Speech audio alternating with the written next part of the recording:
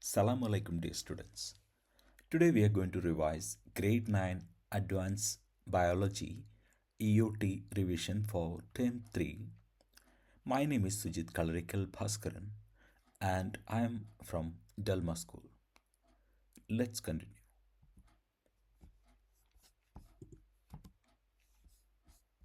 Our question number 1 is to identify the main functions of the human reproductive system. So we have the image here of the human reproductive system. So here you can see that the human reproductive glands are called as testes. So here you can see that the testis is protected in the structure called as the scrotum, right? It is covered in the scrotum, and the testis is located outside the human body to keep less than the average temperature. Which is the average temperature? The average temperature of the human body is 37 degrees Celsius. So the scrotum is covering the testis, and the testis is kept outside the human body to keep the temperature of the testis 1 or 2 degree cooler than the average body temperature. That is, you can roughly say 36 or 35 degrees Celsius. This is to enhance the sperm production. Now let's see the parts of the human reproductive system, the male reproductive system.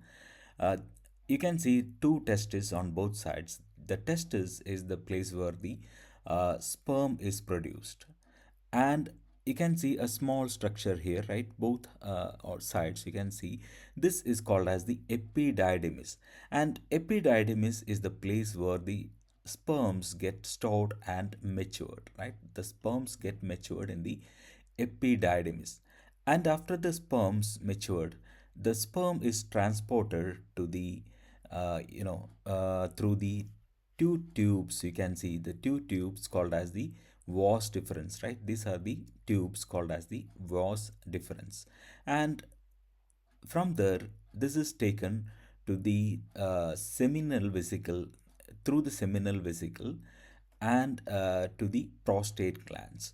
And the seminal vesicle and prostate glands are providing the liquid part of the semen, and the you can see here the prostate gland, and you can also see a gland that is called as the bulbourethral gland.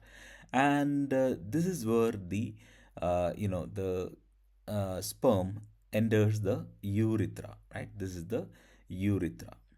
Okay, so you need to remember all these parts. That is the testis, and then the epididymis, then the vas deferens where the sperm is transported, the tube that the sperm is transported, and you can see the seminal vesicle.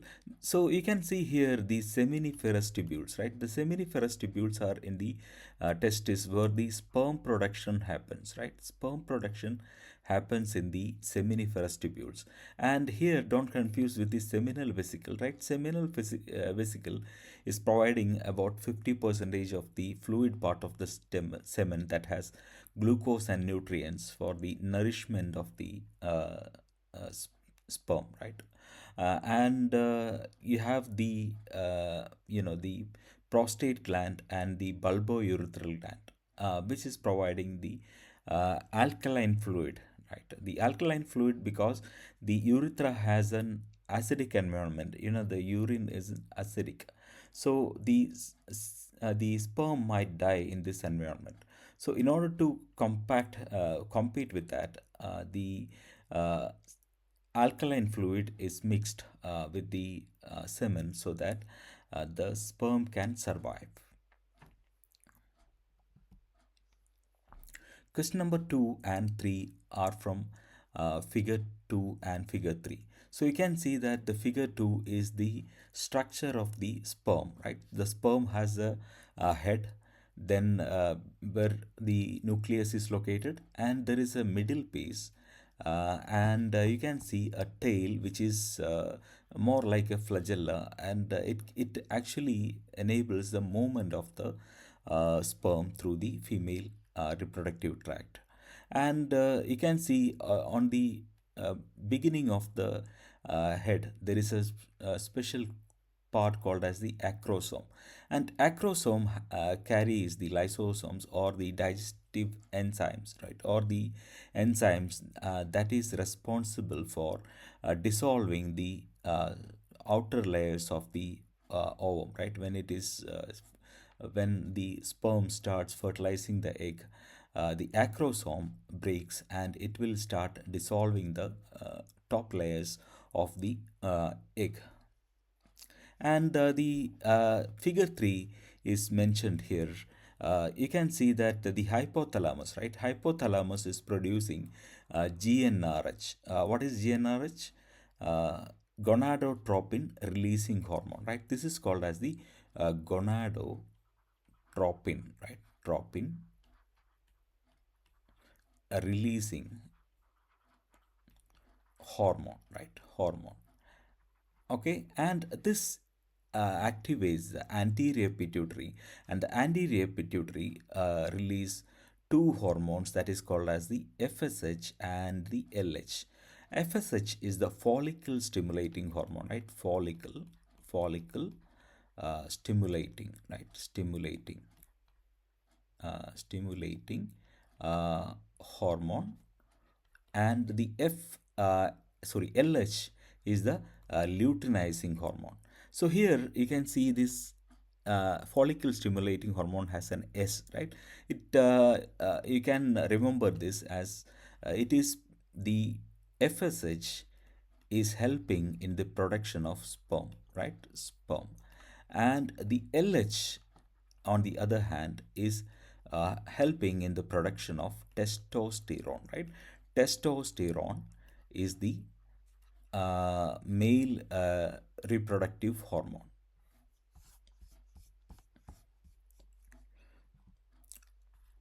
Question number 4 is going to be from figure 4, right? Figure 4 is discussing about the female reproductive system, right? The female reproductive system has the main part, that is the ovary. Ovary where the ovum or the eggs are there, right? You can see the ovum here.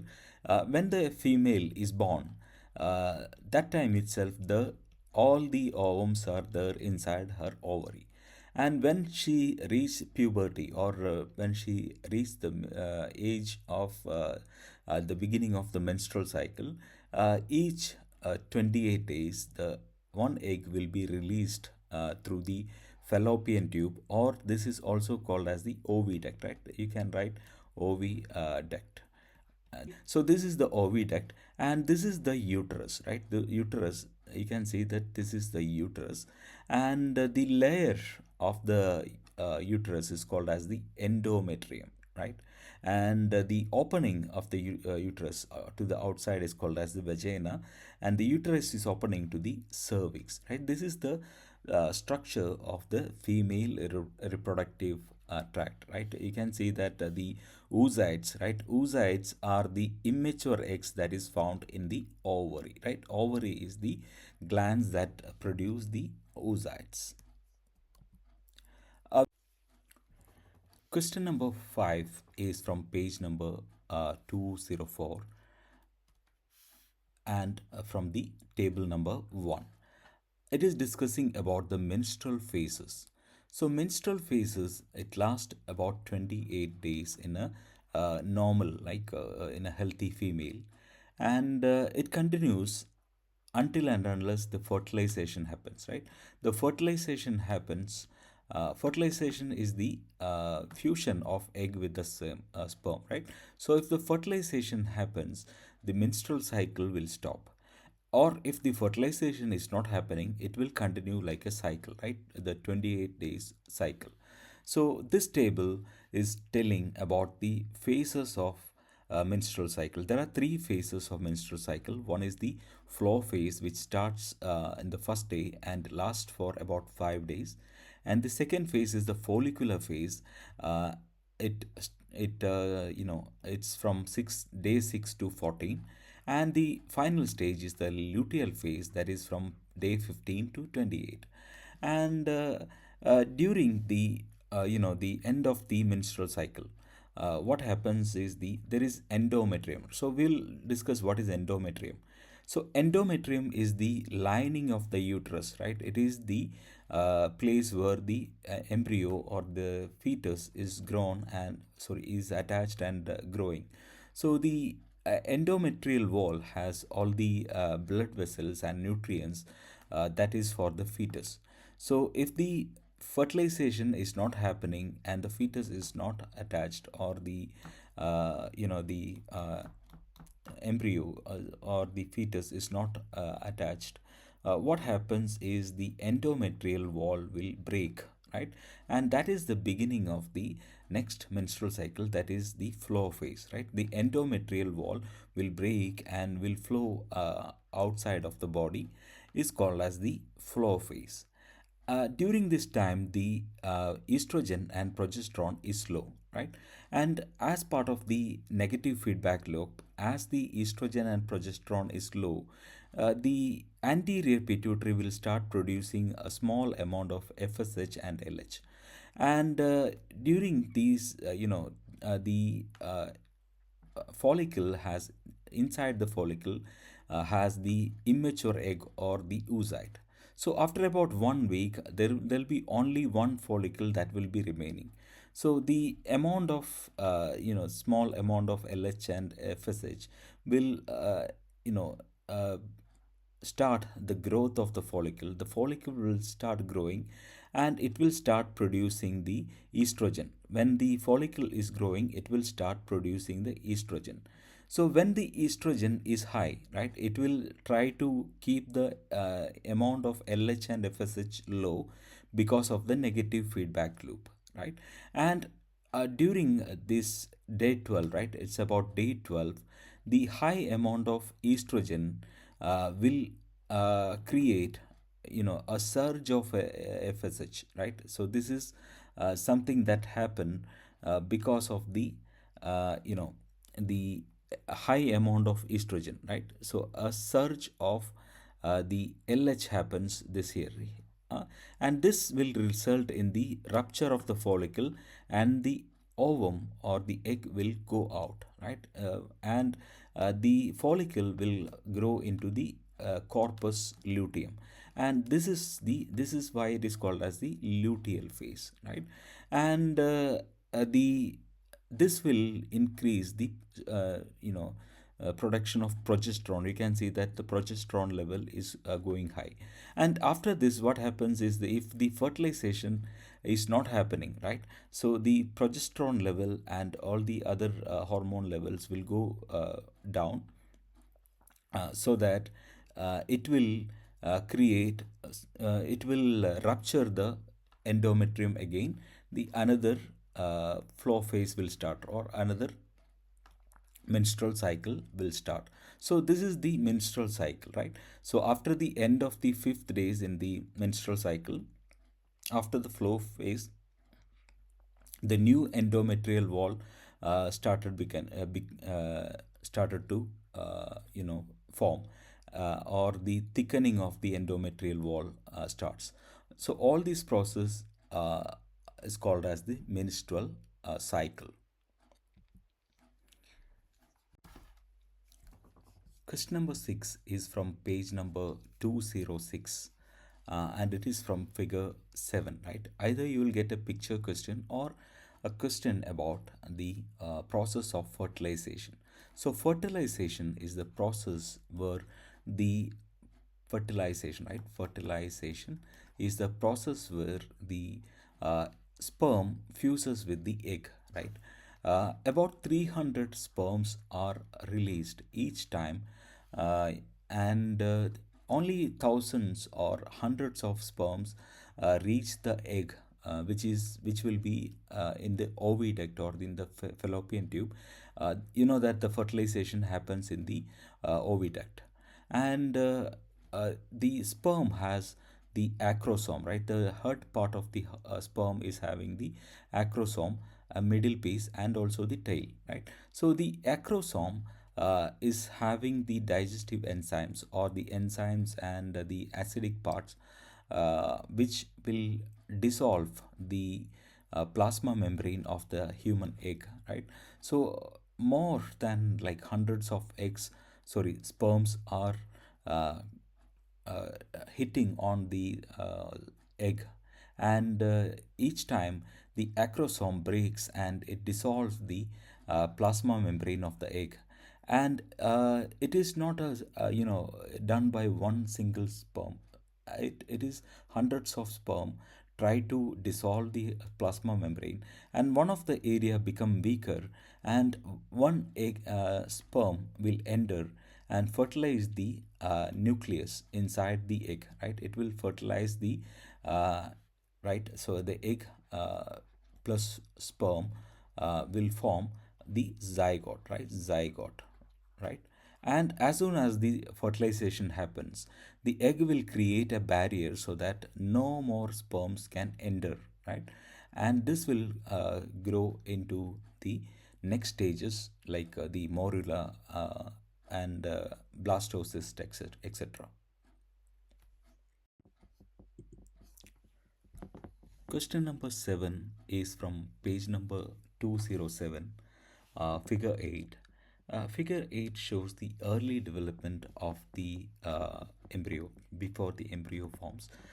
You know that the after the fertilization, the zygote is formed, right? You can see that the fertilization happens in the oviduct, uh, here in the oviduct, okay, and the zygote is moving through the oviduct because of the movement of the smooth muscles and the ciliary movements. The zygote is moving towards the uterus, right? And this movement, uh, after about 30 hours, right, after about the 30 hours, the zygote will start dividing, and a solid ball of cells is formed, right? It is called as first structure formed is called as the solid ball of cells, is called as the morula, right? A morula is formed after 30 hours, and at the uh, like in about day 10, right, about 10 days, it grows, and at day 10 the morula is becoming the blastocyst, right? This structure is called as the blastocyst, and it is called as the hollow ball of cells, right? You can see that as the cell is here, the this is the ball, hollow ball of cells with an inner mass of cells, right? This is the inner mass, as the cell growth is concentrated in one place called as the inner mass of cells, and this will become the embryo uh, in the later stages. And during this stage, right, if the embryo, sorry, the inner mass of the cells is dividing in two groups, it can become the identical twins, right? So this is where the identical twins forms. So in other words, the zygote forms, the zygote start dividing after 30 hours, right? It takes about 30 hours, and it becomes the solid ball of cells called as the morula, right? So many cells called as the morula, right? Morula. And then at the day 20, right, it will be growing again, and about at day 10 it will be called as a hollow ball of cells with an inner mass, right? With an inner mass of cells, right? These are the cells. This hollow ball of cell is called as the blastocyst, right? Blastocyst, right?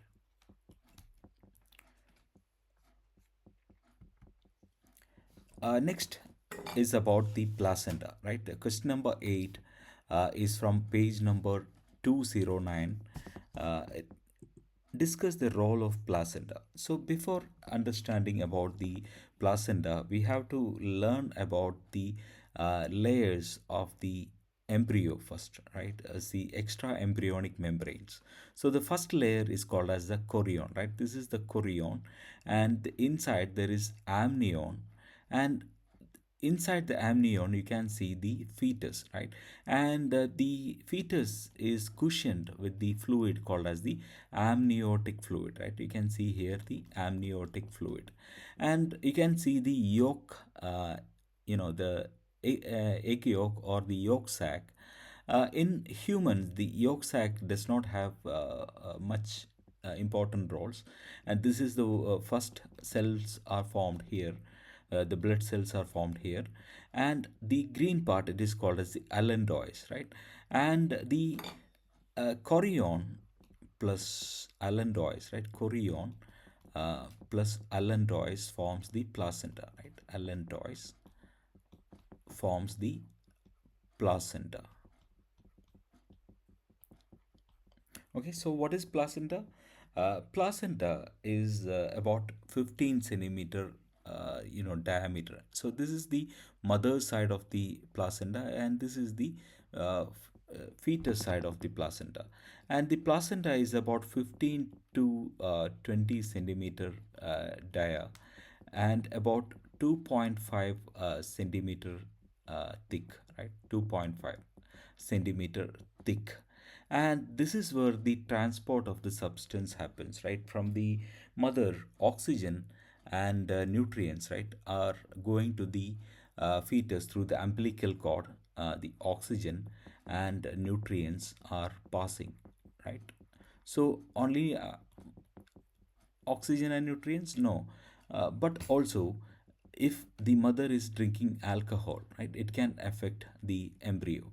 And also, if the mother has HIV, right, human immunodeficiency virus, if the mother has the HIV, it can also pass through the placenta or the umbilical cord.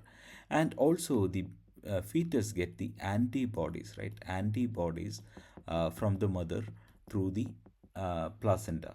And from the fetus, the metabolic waste such as carbon dioxide is going out through the placenta. And the chorion, right, in the beginning of the formation of the placenta, you know that the chorion is the top layer. The chorion will start growing. The chorionic villi, right? Chorionic villi will start growing into the the uterine wall. It is called as the endometrium, right? Endometrium. Okay. Okay, so this is the chorionic villi, and then the placenta forms. And again, the blood cells will not be transferred from mother to baby, because the fetus and the mother has different circulatory system, right? Mother and baby has different circulatory system, so the blood cells will not uh, you know will not transport to the fetus. Question number 9 is from page number 210. And this is showing different stages of development, right? In the first 4 weeks, right, the mother will not be knowing that the zygote is growing inside her womb for first 2 weeks. And you know that the at the 8 week, at the end of 8 week, the embryo is called as a fetus, right? Embryo is becoming a fetus. And by 12th week, the finger starts growing, and you can see fingerprints, right? Fingerprints at this age, right? Finger print in this stage. So you might get a picture to identify the stage. Maybe you get this picture, and to select the age of the fetus or the time of the fetus. And this is 5 to 6 weeks, right? So this is the beginning, like 4 weeks, 5 to 6 weeks, and then it is 7 to 8 weeks. You can call it as the fetus, right? Here it is embryo, and this is the fetus. And the 9 to 10 weeks, you can see that the hands and all is forming. But at the end of the 12 weeks, you can see the fingerprints, and the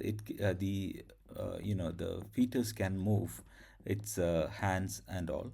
And about 18 weeks, the doctors can hear the heartbeats with the stethoscope. Question number 10 is from page number 212. Page number 212, figure 12. Question number 212 is telling about the ways to diagnose the fetus when the fetus is inside the mother. The first method is the ultrasound, right? Ultrasound is the safest method to identify the position of the fetus and also the growth of the fetus, right? How tall the fetus is, how the heart beat is happening, right? So through the ultrasound, the image can be created, and the doctors can identify the growth of the fetus. Okay, and the next one is the amniocentesis and the chorionic villi sampling. So amniocentesis and chorionic villi sampling has its own risk factors because a needle is inserted to the mother's abdomen, and the amniotic fluid or the chorionic villi is collected for the analysis. So it has its own risk because it can harm the fetus, right? The needle can harm the fetus, or this needle can create infection in the fetus, right? Infection in the fetus. And what they can analyze is they can analyze the enzyme levels of the inside, whether the fetus is having enough enzymes to grow, or the DNA, right, from the chorionic villi. They can select the DNA samples and analyze for abnormal growth or abnormality of the fetus. And in the next page, we will discuss about the karyotype, how the karyotype is used to identify the DNA problems. Uh, Question number 11 is from page number 224, right? Page number 224, and it is from the figure 1. So the figure 1 says about the cell size limitation, right? If the cell is bigger or smaller, what effect it has on its transporting system and the efficiency of the cell. So we can imagine the cell as a cube, and we can find the surface area to volume ratio by using this formula. The cell has six sides, right? One, two, three, four, five, and the behind the sixth, right?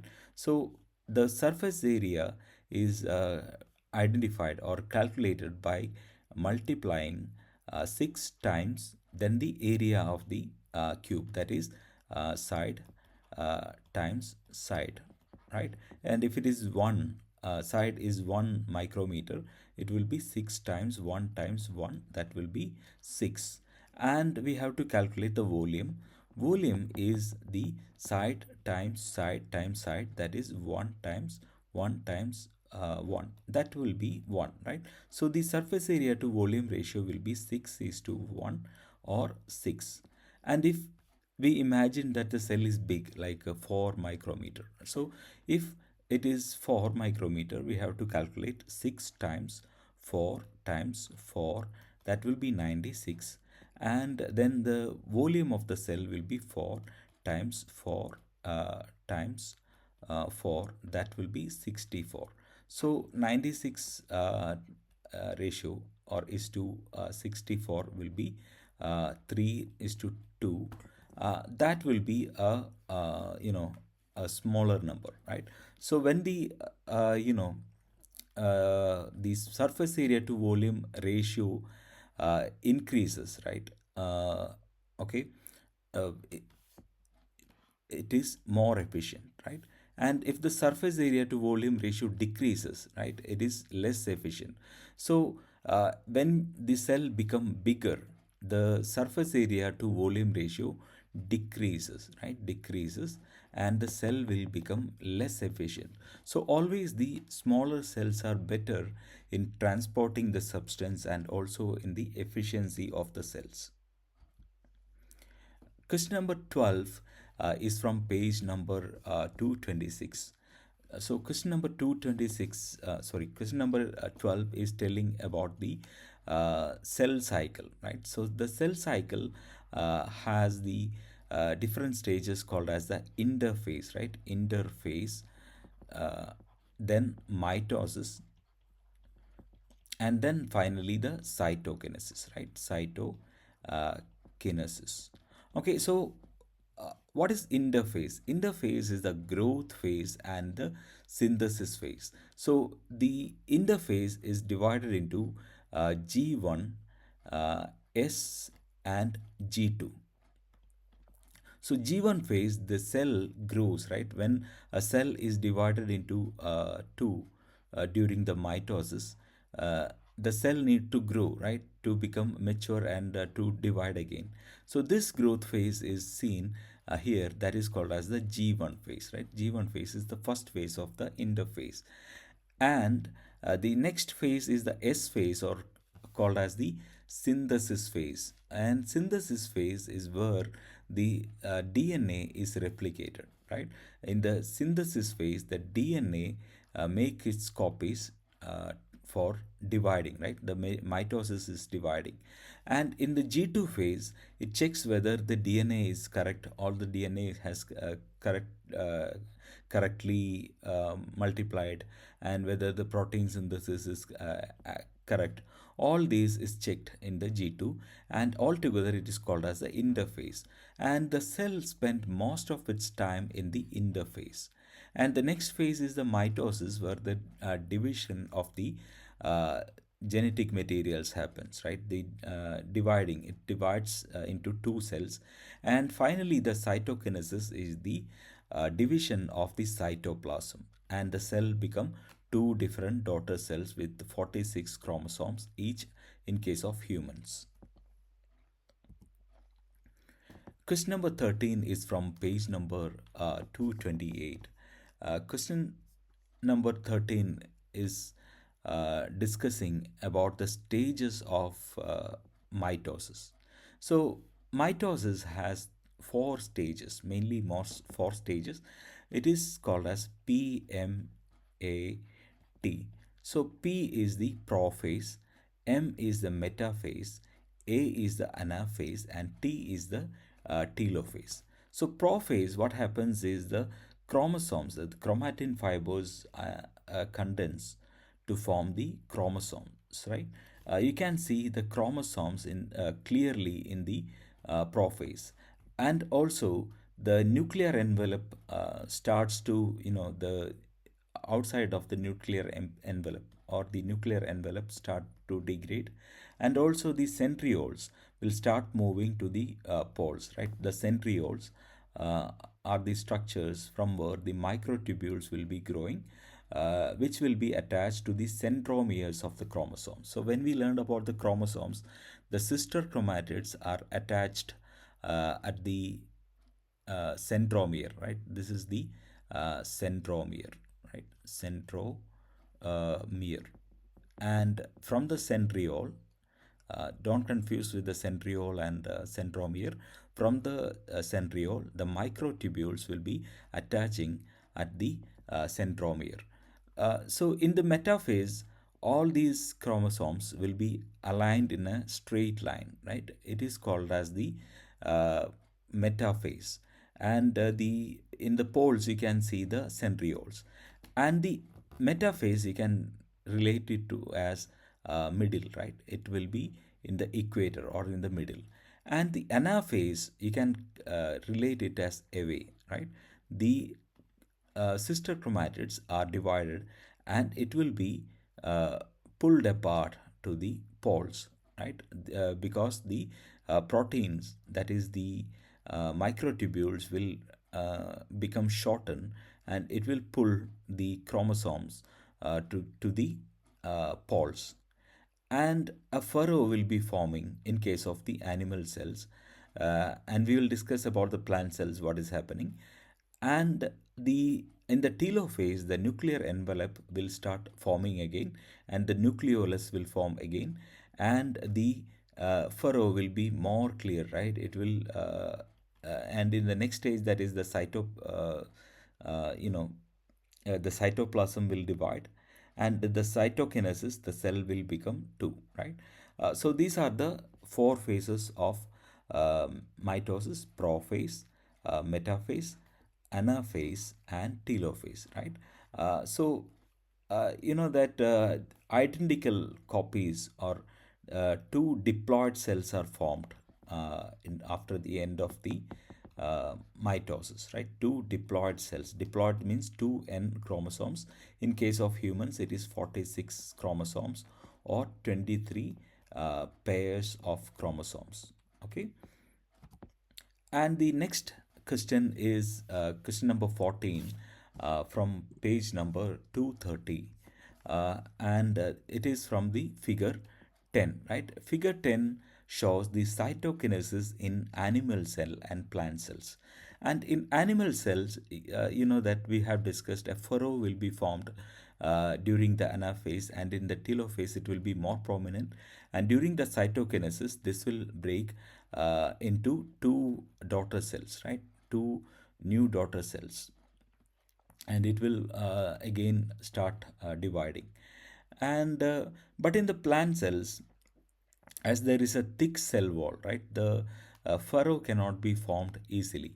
So what happened is a cell plate is formed in between, right? A cell plate will be formed in between, which will be replaced by forming the cell wall later, right? So in the final stage of the mitosis, a cell plate is formed, and this will be replaced by the cell wall, and the cell will become two daughter cells, right? Two daughter cells will be formed.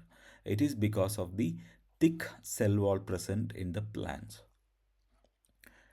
Question number 15 is from page number 231, and it's from figure 11.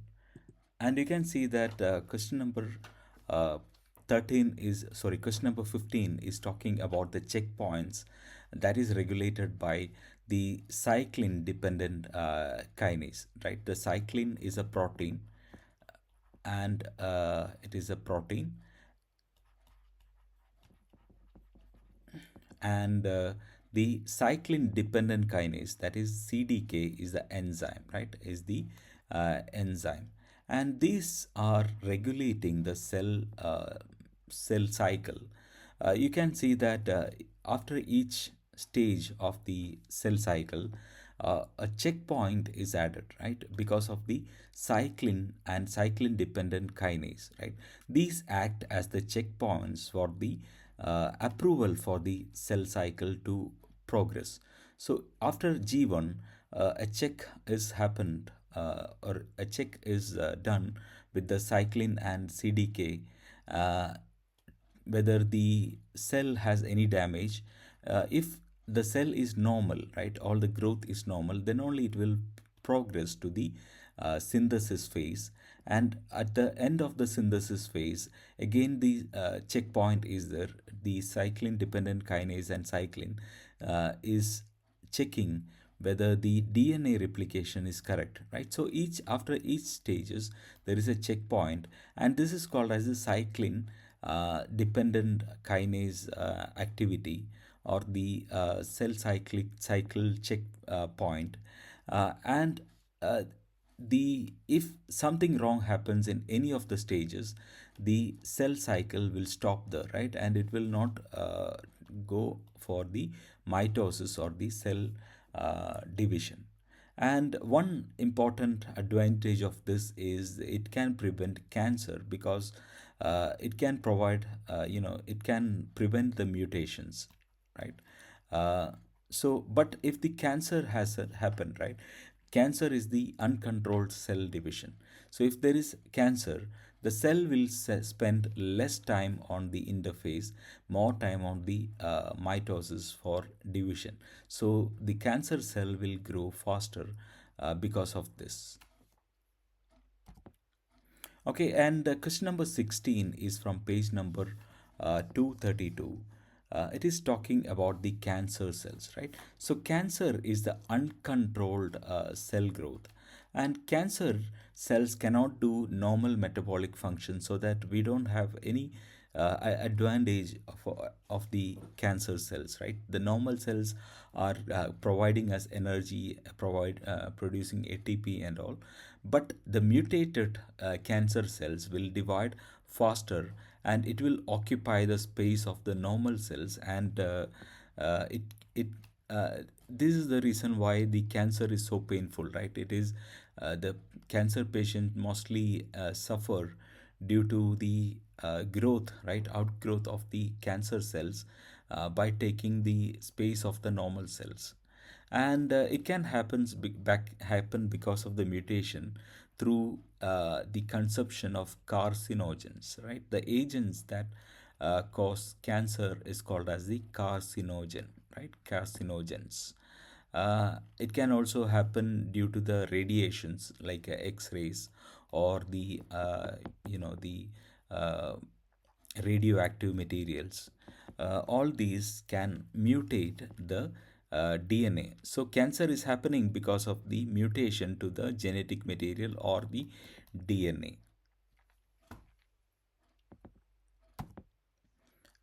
Question number 17 is from page number 235. And question number 17 is talking about the sex determination, right? So you know that the male has the X and Y sex chromosomes, but the female has only X chromosomes, right? Female has two X chromosomes, uh, two X chromosomes. So when the fertilization happens, right, the either one of the, so you know that 50% to 50, right? So half of the chromosome is from the mother, and the half of another half is from the father. So whether the father has given the X chromosome or Y chromosome decide the sex of the the fetus or the offspring. So if the father is giving X, the mother can give only X because they have two X chromosomes, and this will result in the formation of the female child. And if the father is giving Y, right, so the chromosome from the father is Y, and the mother is obviously giving X, so it will become a male child, right? Male child. So that is how the determination of the sex is happening, right? So in general, the human cells has 23 pairs of chromosomes, right? 23 pairs of chromosomes. So out of that, 22 pairs are autosomes, or the normal cells, right? Normal cells. But the last pair, that is the 23rd pair, is 23rd, or the uh, 22 pairs are autosomes, right? Autosomes. And the 23rd pair, or the one pair, is sex chromosome, right? Sex chromosome. Okay, question number 18 is from page number 237, and it is from figure 17, right? During the meiosis, right, in the prophase of the meiosis, a new uh, step is happening, right, which is not there in the uh, prophase 1, which is not there in the mitosis. It is only present in the meiosis. This is the reason why, right, the name of the process is called as the crossing over. And this is the reason why your brother or sister is not looking alike, right? A huge amount of variation is happening in the humans because of the crossing over, right? The crossing over happens between the homologous chromosomes, right? The homologous chromosomes has same length, and all the genes are located on the similar areas. So the this is also called as a chromosome dance, where the in the prophase one of the meiosis, the homologous chromosomes come together and share, or interchange the uh, genes, and like at the end of the prophase you can see that the or during the metaphase you can see that the chromosome structures has or genes has interchanged, and this process is called as the crossing over, right? Crossing over. And this creates variation in humans, right? Human, the your sister or brother is not looking like you because of the crossing over happening in the prophase 1 of the meiosis. Question number 19 is from page number 239, from figure 18. You can see the stages of meiosis here. In contrast to mitosis, which has PMAT, that is prophase, metaphase, anaphase, and telophase, there are two times this is repeated in the meiosis. So you know that the meiosis has the interphase in the beginning, where the chromosome is divided or duplicated, and then there is prophase 1, right? Prophase 1, metaphase 1, anaphase 1, telophase 1, and then again it starts with prophase 2, metaphase 2, uh, anaphase 2, and the telophase 2, right? And at the end of the meiosis, you get four haploid gametes, right? Haploid uh, gametes, or four uh, cells that is having 23 chromosomes each, not pairs, 23 chromosomes each, right? In humans, right? We are taking reference as the human cell. So it can be either sperm or egg, right? So the meiosis creates the sex cells or the sperm or the eggs. And in the meiosis 1, right? Meiosis 1, the homologous chromosomes are undergoing the division or the separation. And the uh, in the metaphase 2, you can see that the sister chromatid, right? Sister chromatids are uh, formed, right? Here you can see are the homologous chromosomes, right? Homologous chromosomes. And here you can see the sister chromatids. And at the end of the meiosis, you have four cells. In case of female, there will be two, polar bodies formed during the division. The meiosis 2 will continue only if the fertilization happen in the female. So the egg is fertilized, right? Then only the meiosis 2 will start, right? Meiosis 2 will start only if the fertilization happens. And the polar bodies formed during the meiosis are cells without the cytoplasm, without more cytoplasm, right? The cytoplasm amount will be less, so the cell will disintegrate after each of the meiosis. Okay, question number 20 is from page number 242. Uh, you can see the karyotype of the male and female here. So the karyotype is used to represent the chromosomes, right? All the chromosome pairs in one single slide, and this is called as a karyotype. And you can see that in the male, right, it is X and Y, right? X and Y, and in the female it is XX, right? The sex chromosomes are X, and all the others are autosomes. All the other 22 are autosomes, right? Autosomes. And karyotyping is used to identify whether there is any problem, genetic problem in the chromosomes. And you can see that the 21st pair, right, this is normal, right? Here it is normal. If there is an extra chromosome here, right, it will become trisomy, and it can become the uh, Down syndrome, right? Down syndrome. Okay, we will see in the next page uh, about the non-disjunction. So what is non-disjunction, right? Question number 21 is discussing about the non-disjunction, right? It is from page number 243. Non-disjunction is the separation of the chromosome is not happening properly, is called as a non disjunction, right? Non disjunction, if it is happens in the meiosis 1, right, all the cells will be abnormal, right? All the cells are going to be abnormal.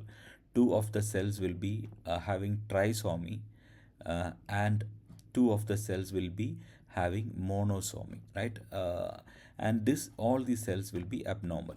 But if the non-disjunction, right, the separation of the chromosome is happening, not happening in meiosis 2, right, it is happening in the meiosis 2, what happens is two of the cells will be normal, right? Two of the cells are going to be normal, and one of these will be having monosomy, and one will have the trisomy, right? Trisomy means instead of one pair, there will be three chromosomes, right?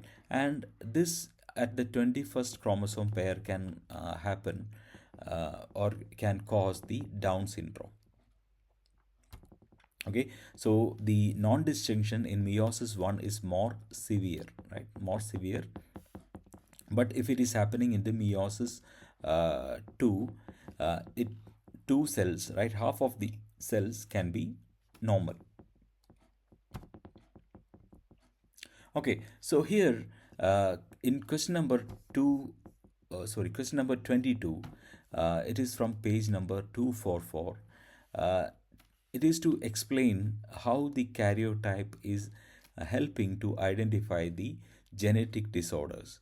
So here you can see the karyotype of a person. All the 22 pairs of chromosome is represented here, and here you can see in the 21st pair there is an extra chromosome. It is called as the trisomy, right? Trisomy at 21st, right? 21st trisomy or trisomy 21, and this can create, or this can form a person with Down syndrome, right? This is a genetic disorder. Proper brain and physical development will not happen if that if this genetic disorder is present. And in the sex chromosome, this is in the autosomes.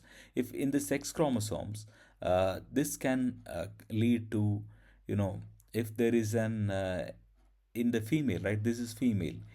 In the female, if one X chromosome is missing, it can form Turner syndrome, right? Turner's syndrome.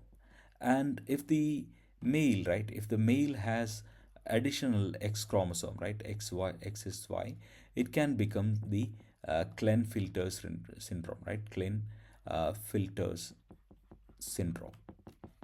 Okay, so you are going to get the question about the trisomy 21 or the Down syndrome. Okay, the question number 23 is from page number 246. Question number 246 is talking about the stem cells, right? Stem cells there are two types of stem cells.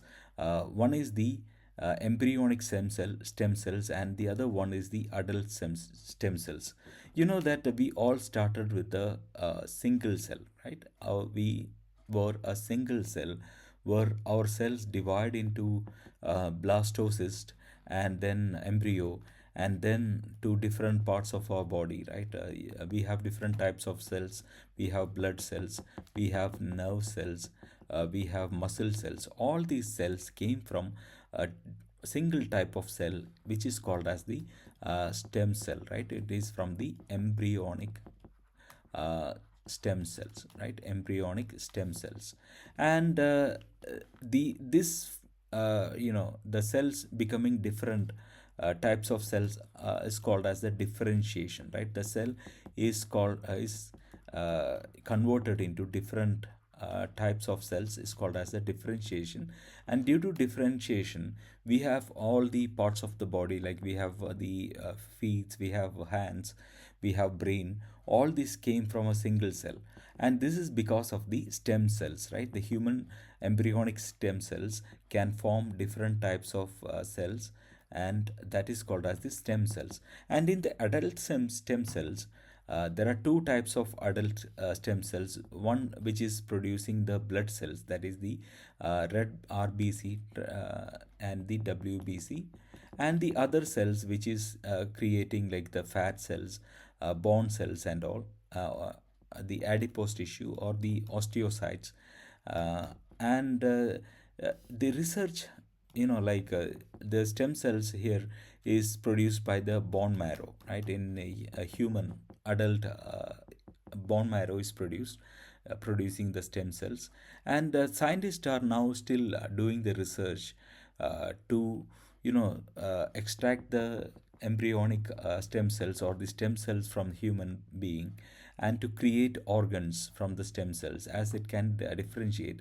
Maybe in future we can have a new liver that is developed from our own stem cells, and we can replace our organs freely, without any tension of infections or anything. Question number 24 is from page number 105, figure 1. It is showing the different layers of the skin or the integumentary system. The skin has three different layers. One is the epidermis. It is about 30 cell thick and very soft layer, the first layer of the skin. And the second layer is called as the dermis, where you can see all the nerve endings, nerve cells, then the sebaceous glands, then the hair follicles, hair shaft, and all can be seen in the dermis. And the last layer is the subcutaneous layer, which is mainly composed of the adipose or the fat layer, right? Fat tissue.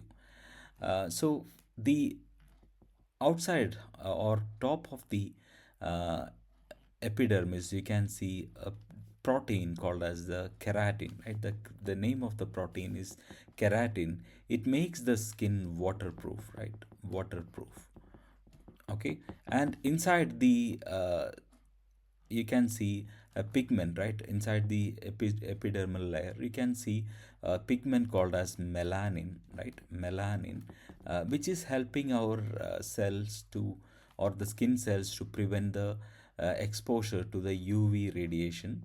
uh, and if there is more melanin, right, your when you go into the sun, you get tan because of the production of the melanin, right? Your skin will become dark if the more melanin is produced in the body.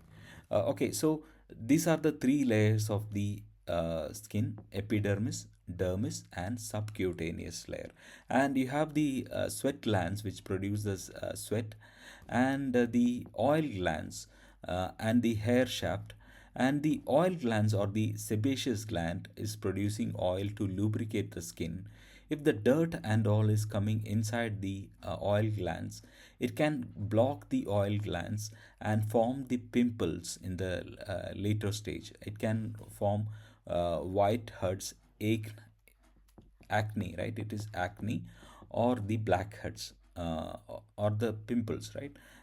Blackheads, whiteheads, or acne, right? Okay, because of the blockage of the sebaceous glands. Okay, next one, how the skin is maintaining the homeostasis. The skin, our skin is helping us to, keep us safe from temperature shocks, right? When we are going in, direct sunlight or in the hot environment, our skin will produce the sweat, right? The sweat glands will produce sweat, and it will, cover our skin with moisture, and it will cool the skin. But here you can see the picture. The muscles of the skin in the cat is, uh, stimulated when it is cold, and the hair will be standing, right? This is the muscles in the skin cause the hair of some mammals to stand on end and cause goosebumps on the human skins, right? You can see that the goosebumps on the human skin, and the hair standing is because of the muscle action of the skin, right? The skin has the muscles that is acting when you're you are in a cool environment and you get goosebumps before because of that. And you might get a question like why this hair of the cat is standing. It is because of the muscle, right? Action of the muscles, right? Not just because of the hair, it is because of the muscles. And your muscles will shiver, right? Shiver, and that will create more temperature.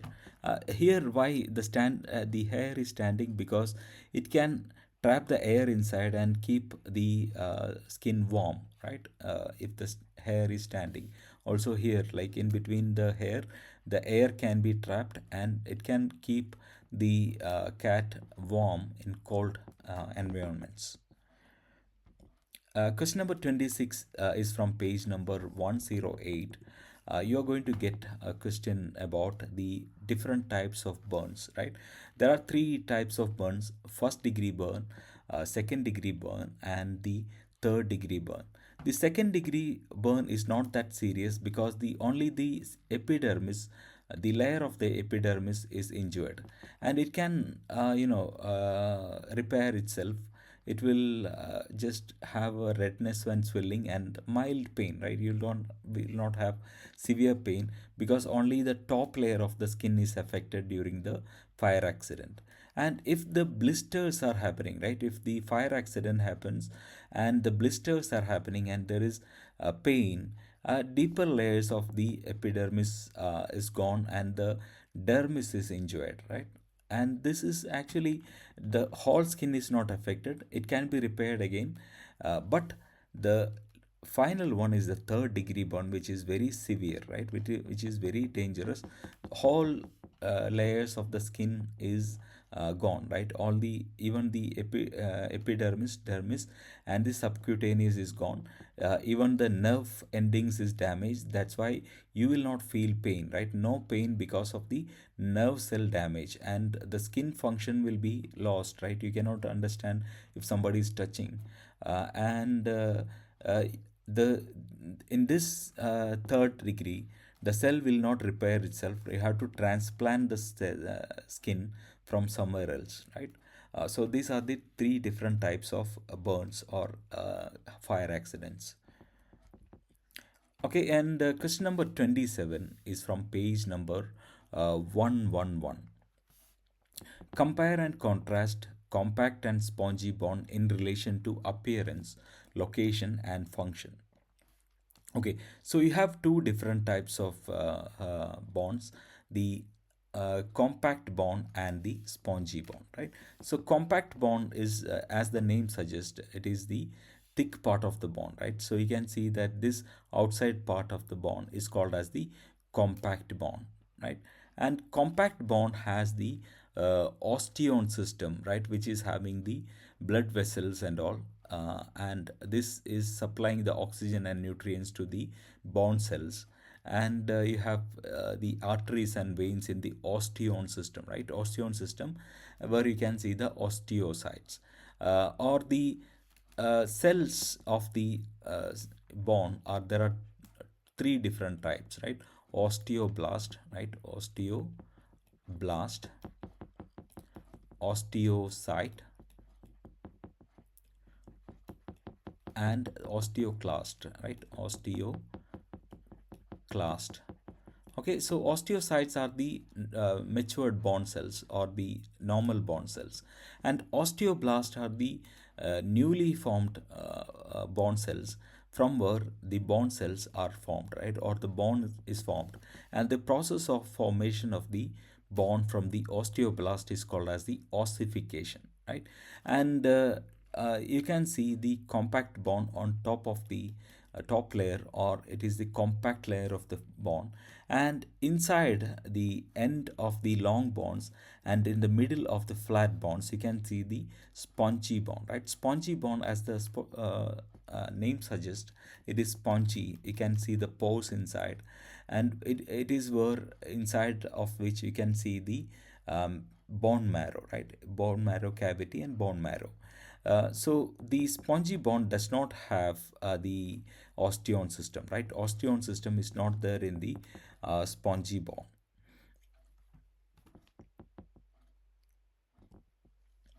Okay, and the question number 28 and 29 is from page number 112. Okay, it is about the repairing of the bone, right? There are two types of fractures.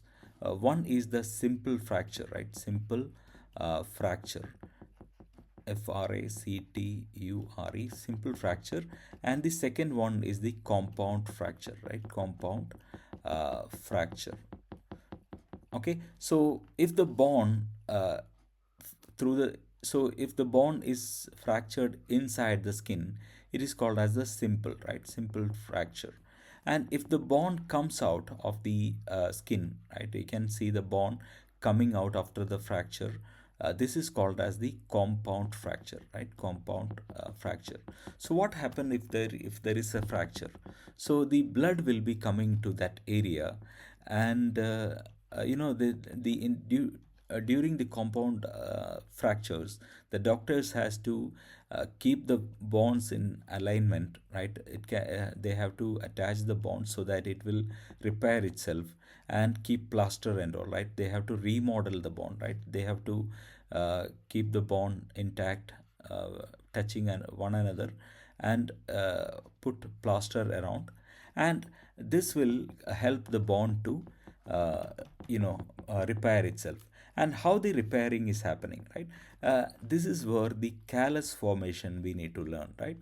uh, as soon as this fracture is happened, the blood cells will be flowing to that area, will bring a chemical called as the endorphins, right? Endorphins. What is endorphin? Endorphins are like the that blocks the pain sensors, and you will not feel pain for sometimes, right? You can see the word endorphin here, right? Brain, okay, chemical produced in the brain, endorphins, right here, endorphins. So the endorphins are released into to this area, and you will not feel pain for some time, right? As soon as the injury happens. And the blood cells will bring lot of platelets and all, and it will form a clot, right? So in the area, and the clot later will become the callus, right? A soft callus is formed, right?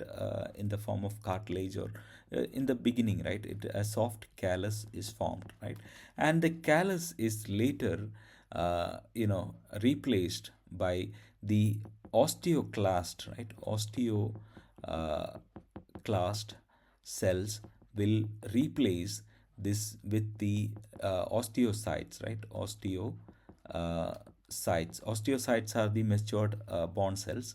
So the osteoblasts will replace the callus, and the bone will be repaired its own within weeks, right? After, it depends upon the age of the person, and the nutrition that the person is received, and the location of the fracture. Depends like how much time it will take time to heal, right? So this healing is its on by the callus formation, right? The soft callus is formed, then it will be replaced, right? The osteoclast will be replacing the bonds, and then the osteoblast will be replacing, and later it will become osteocytes, and then the bone is repaired itself after some time. Question number 30 is from page number 113, table 2. It is showing five different types of joints, right? The joints is where the bone meets the bones, and the bones are connected with the ligaments, right? The bone is connected with the another bone with the ligament, right? In the previous lessons you have learned that when the bone is connected to the muscle, it is with the tendon, right? Tendon. Okay. But the bone to bone is with the ligaments. And there are five different types of joints in the human body. First one is the ball and socket. The second one is the pivot. Third one is the hinge. And fourth one is the gliding joint. And the last one is the suture. So ball and socket is the most flexible type of uh, uh, joint. You can see in the shoulders, right, hips and shoulders, where we can get more flexibility. It is just like a ball and the socket, right, which can move in all directions. And the second one is the pivot, right? Pivot, you can see that the it is rotating, right, rotating in both directions. And in the elbow, right, where you can see the rotation of the hand, right here, uh, here you can see the pivot, right, it can move, rotate in both sides. This is the pivot. And the hinge is where the, your laptop has a hinge, right? This part is the hinge. So in the elbows and knee, you can see that the movement is only in one direction, right? So movement in only one direction, either here or here. And this is the hinge. And the last one is in the gliding, right? Gliding, you can see within the fingers, and the bond like glide past each other, it is called as the gliding joint. And the last one, the only joint that is immovable or cannot move, is called as the suture joint, right? You can see this in the skull, right? You can see this suture joint in the skull, or in the facial bones. You can see that these bones, right, the skull bones are not movable, right? And this is called as the suture. And this is the last question of our revision. And I hope you were able to understand. And please read the textbook and go through the practice questions I have shared in the LMS. And all the best for the exam.